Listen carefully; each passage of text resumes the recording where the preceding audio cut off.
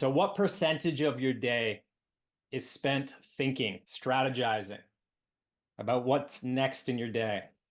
What percentage would you guys throw out there?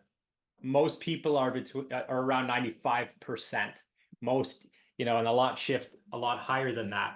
Whether we're thinking about our to-do list, what's happening tomorrow, what's happening for dinner, we're strategizing on a certain problem. But ultimately, when we're in this thinking state, guys, we're acting from the program that we created, those set of beliefs we've created up till now, up till this part in our lives. So regardless of whether we think we're thinking, we're not, the decisions we're making are based on this programming, this computer system that runs in the background. So even when we believe we have that choice, we're kind of still on autopilot. Every single reaction, every single decision is pre-calculated based on our individual experience that we've had up till now. So it's coming from our unconscious mind. So the reason I love personally talking about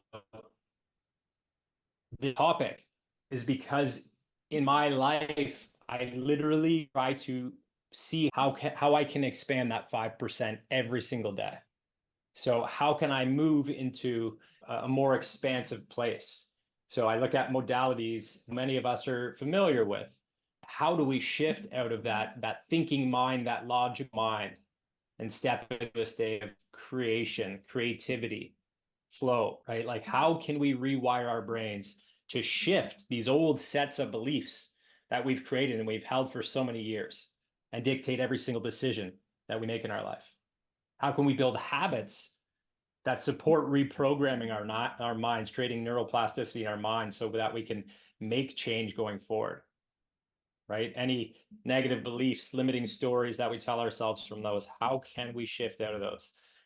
Some of the examples I put on the screen here, cold exposure, psychedelic experiences, ultimately, these are some of them.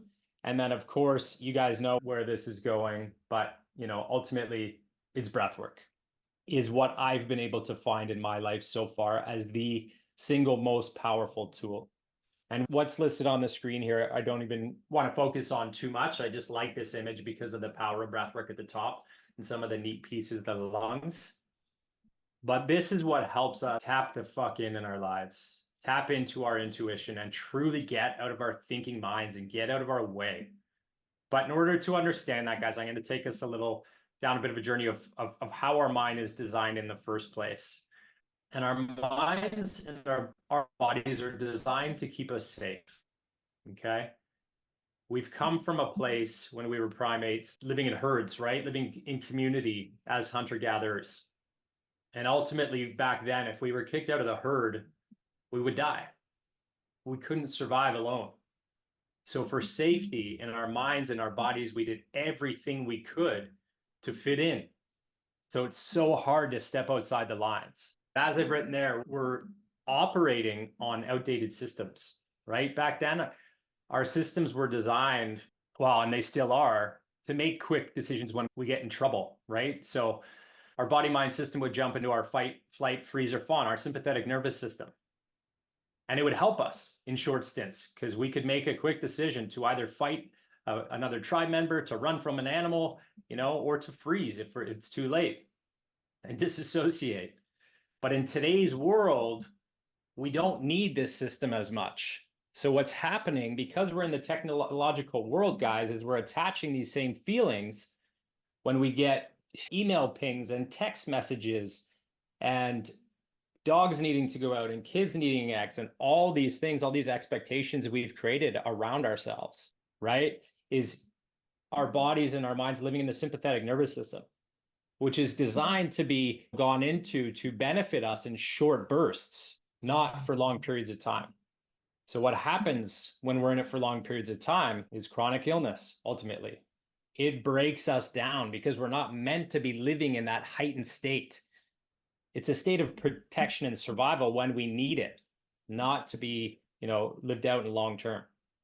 So what I, again, like looking at is how we can regulate our nervous system to live more consciously and not be reactive all the time.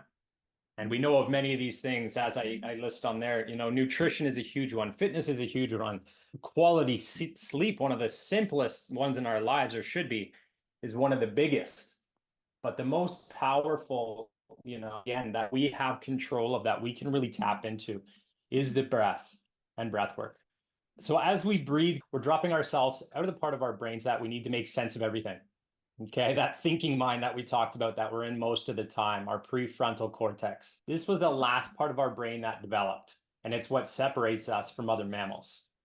A lot of other mammals have a similar brain to us, but this is the part, the thinking mind, the strategic mind, that separates us. And when we do breath work, it's the first part to go offline. So as you see, I have on the screen there, transient hypofrontality. So transient, if I break this out technically, means temporary. Okay, so we're sending more blood, or we're sending less blood, sorry, goes to your prefrontal cortex. So it takes it offline. The frontal part of your brain, the part that needs to think, what's happening? Why are we doing this? How am I doing it? What are these thoughts? It drops away. And the limbic system comes online, the mammalian brain. And this is where we have visual processing.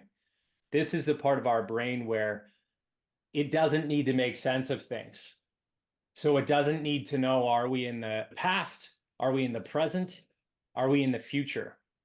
And therefore it processes information that way as well. So this is where we're able to effectively recreate things. We can tap into our subconscious and we can feel, because that guard is no longer up, that prefrontal cortex that's so hard to get through on a regular basis.